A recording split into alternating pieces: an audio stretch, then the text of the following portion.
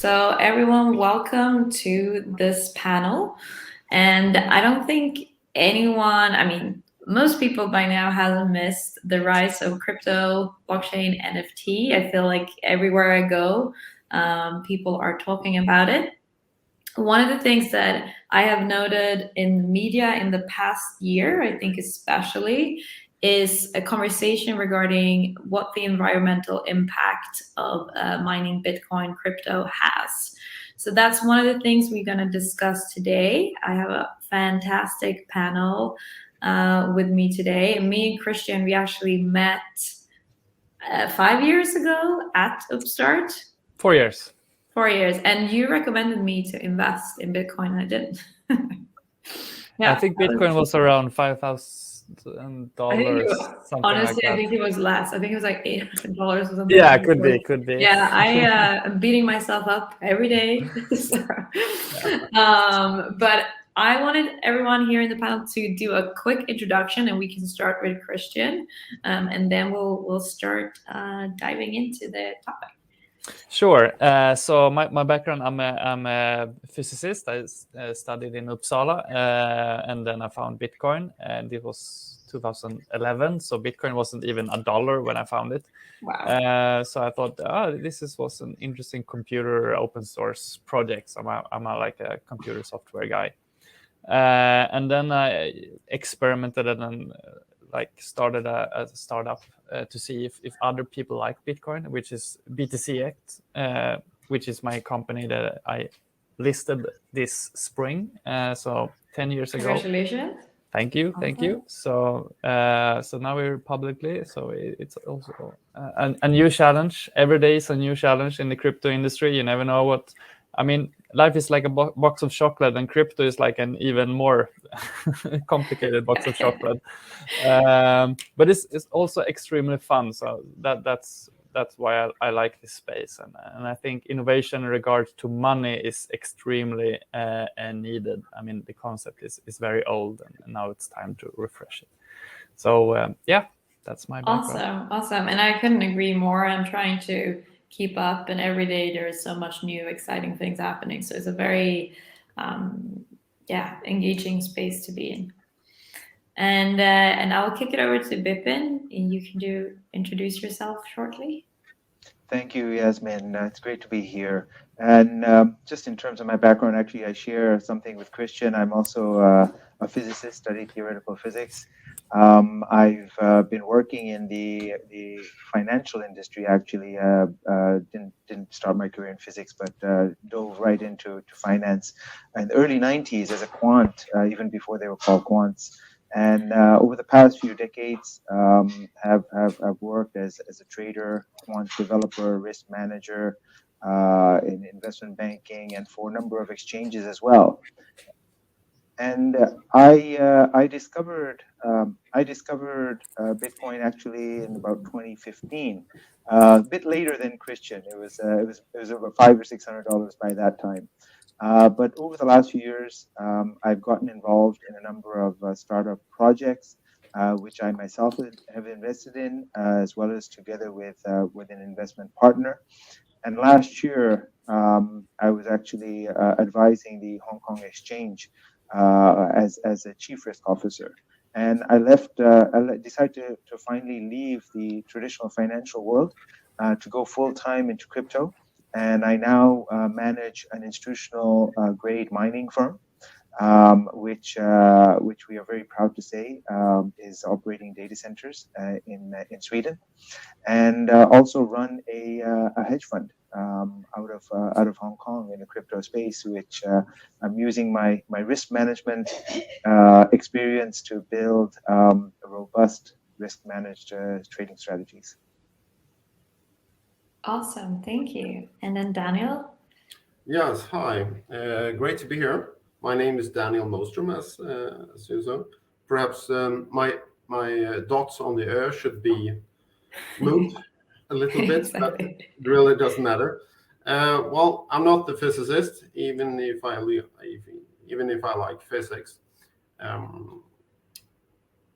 actually grew up in a computer family My father was part of the computerization of Sweden in the early 60s. Awesome. And I also always had a great passion for finance. So I always thought I was going to be a broker or a trader or something like that. I used to know every quoted company in the Swedish stock market by heart.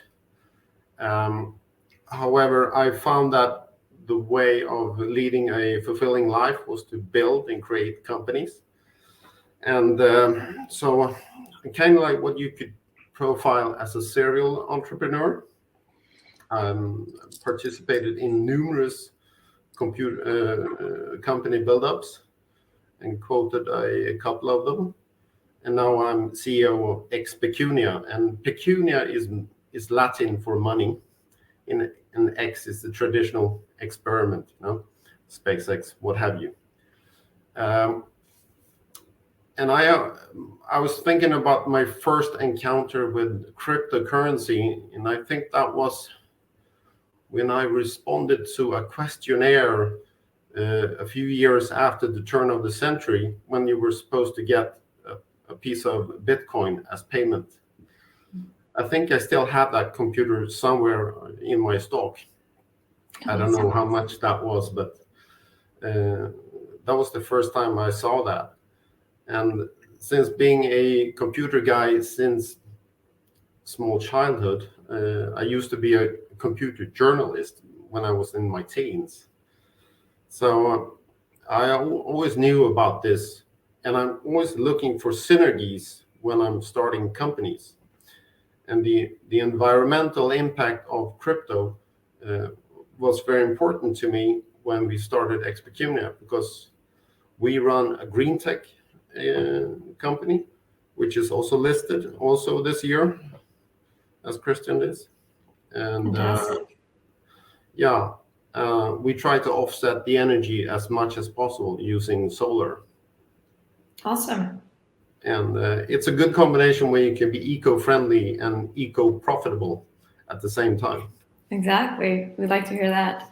Fantastic. No, thank you so much. And I think before we start diving deeper, if one or two of you wanted to give some of the audience, I'm sure are very familiar and some might not, but just a very quick overview of like the basic of what is mining, what does it mean, and why?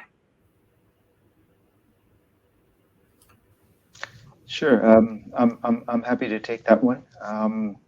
I mean, essentially, the operation of mining is literally the backbone of the blockchain network, which is used to record and transact transactions between any two parties on the Bitcoin and the blockchain network. And so the foundation of Bitcoin is that it is operated by a large network of computers, which are not managed centrally in any way.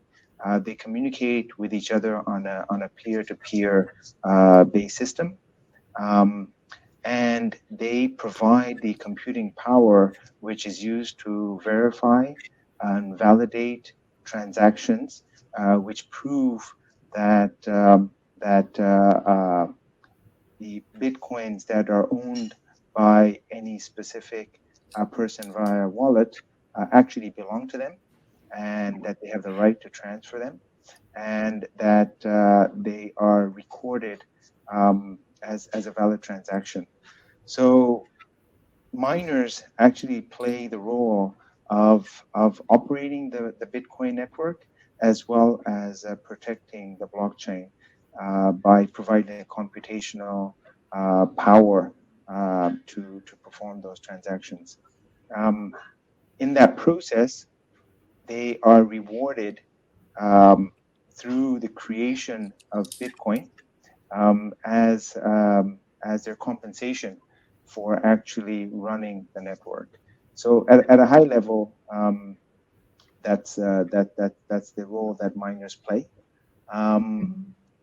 There are more technical descriptions, Yeah. But we can go into that if there are plenty of internet videos where that can explain that. Right. But if there are questions, we can get into that as well. Right. Awesome. And is there anyone else in terms of like why would this then be bad for the environment? Well, people feel that that it can be bad for the environment because of the amount of electricity that is Right. used. Because the process requires a huge amount of computational capacity, which uses electricity as a source of energy to run these computers. Right. Now, in terms of the value that's created by these miners, if you think about cost versus benefit, the technology which Bitcoin and blockchain have introduced is one that has never existed in human history, which is the Right. ability to independently operate a trust, a system of trust, which is not operated by any specific or single authority. Um, it provides a mechanism in which commercial transactions, payments, can be made without any third party involved in that process. Now, Right. the kind of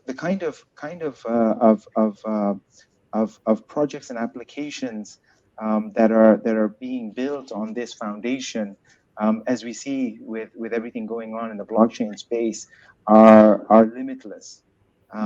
But at the foundation, at the core, we need a mechanism which allows us to operate this in a decentralized manner, in order to offer a foundation that is does not require a trusted third party to run. So Bipin, what you're actually is describing is the foundation of digital ownership or digital property. Right. If you look in the normal world, I mean, you can own stuff, you can have a car, you can have a house or land, and all that is not governed by anyone. It's just there. It's physical. I mean, it's a universe. It's part of the universe itself. So you could say that it's decentralized as well. I mean, it's the atoms that build it.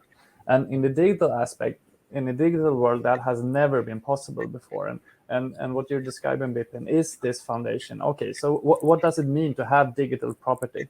And it's a huge implication. And I want to take an example.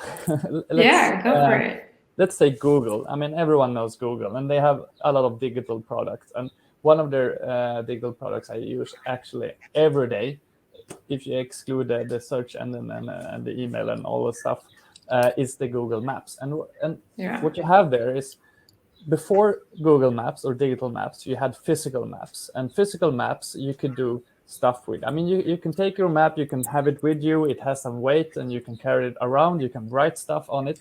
But the level of innovation on this physical map is quite limited. I mean, you can have different colors, you can, Right. do. But the digital map, I mean, the level of innovation you have with this digital map is, I mean, it's more than 1,000 more. I mean, now you have the traffic, you have the restaurant. I mean, basically, you can go to your car and say, "Hello, I want to have a decent meal," and you use the digital map with the knowledge of what you like, and you have references. I mean, so the transformation we had from this old, car atlas you were doing this in, to what we have today, I think that's what we're going to see in digital ownership and property. And Bitcoin is just, I mean, the actual blockchain itself can have any kind of digital ownership. But the currency, Bitcoin, is primarily a digital currency, which Right. is used to reward miners and make sure the network is working. But now it's also, I mean, when I started with this Bitcoin itself, I mean, it had a value. It was around $1, but no one knows how much value would have in the future. So I think potentially Bitcoin has enormous potential to become the digital currency of the world, or the digital backbone, or you could also call it the digital energy, depending on how you see it. So this is foundation we have and standing on since like 10 years, 13 years back, and yeah. Yeah. It's a very exciting time we live in. It's really exciting, and kind of coming back to the environmental impact. I was doing some research before the panel, and I found some interesting articles. One said a single Bitcoin transaction uses the same amount of power that the average American household consumes in a month, and another one said it is responsible for roughly 1 million times more carbon emission than a single Visa transaction. So, and some of these media, it's like New York Post, have a very clear opinion about things. But I wanted to kind of hear your thoughts around this. Is this entirely true, or what does it look like? And Daniel, do you want to kick us off here? Well, sure. An argument like that has some truth to it, but I mean, it all comes down to where does the energy come from, if it's good or bad from an environmental standpoint. And I think it's essential from the survivability of the blockchain as a proof of work feature, that it must move on to be an eco-friendly source going forward. So I would say that it would probably spring off into a green alternative and a not green alternative, and it's going to be priced differently. We'll see what happens. Coming back to what Christian said about digital ownership and usability, I think the value of the crypto is reflected in the usability of it, and the usability of crypto and blockchain has skyrocketed. I mean, take the NFT innovation that will bring huge implications for all kinds of property rights, of almost all kinds of things that you can monetize. And as that moves forward, the value of a digital currency as Bitcoin just goes up. And it's also democratic. So it favors democratic processes, it favors efficiency, it favors innovation. And when it comes to the ecological footprint of it, well, we all know that we have to move forward and be greener, because we have to. So therefore, the blockchain community as a whole needs to become green as much as possible in order to be adopted by everyone. I see two aspects on this. I mean, one aspect is to look at this transaction. Does it really consume as much energy as a household for 1 year? And the other aspect is, like you said, Daniel, like what's the source? Is it oil, or is it solar, or renewable or not? And one really interesting aspect is the cheapest energy we have today is renewable energy. And if you look at Bitcoin and Ethereum mining, they are both extremely competitive. If you want to have good margins in the crypto mining industry, you have to find the cheapest energy source as possible. And right now, the cheapest energy source is renewable energy. So crypto is actually driving the building of new renewable energy sources. And we both have you, Daniel, and Bipin as a proof of this, because you're building new sites. You're actually building from the latest technology, and you want to have the best margins you possibly can have. And what do? Yeah, you use water and solar. So you don't start to drill for oil. I mean, it's also showing that this industry, since it's so competitive, it has to be renewable energy.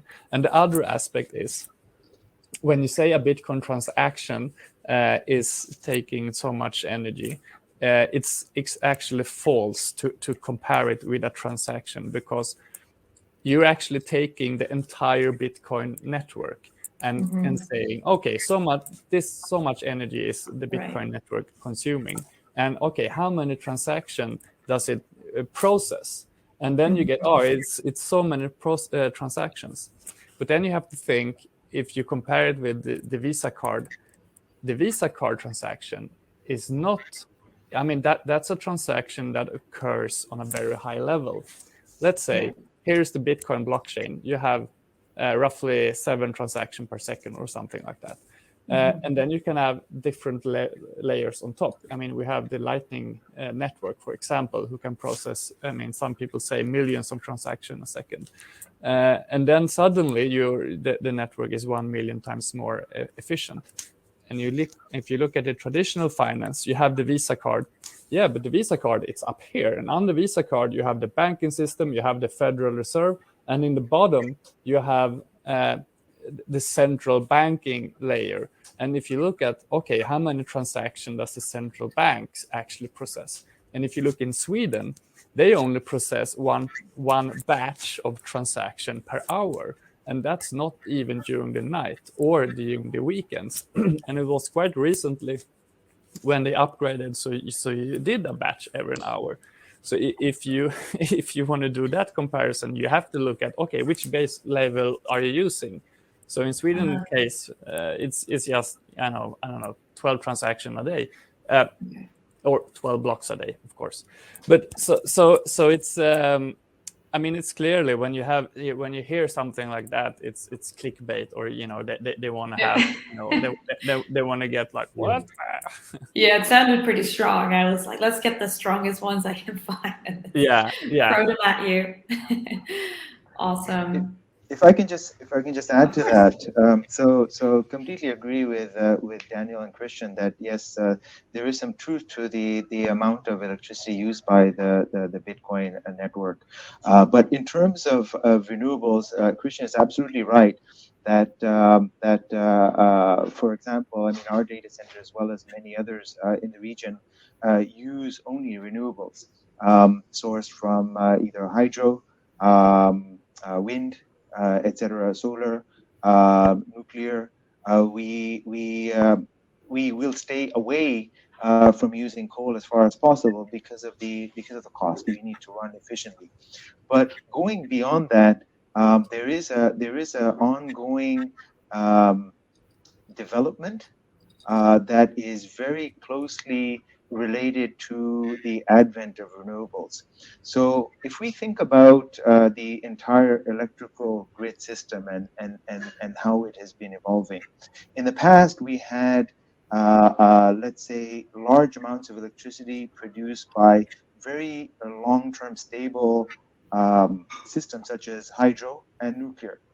Whereas you always have fluctuating demand from the consumer side, from residences, from industries, etc. Now, as renewables are coming into the market, not only do you have fluctuating demand, but you have fluctuating supply.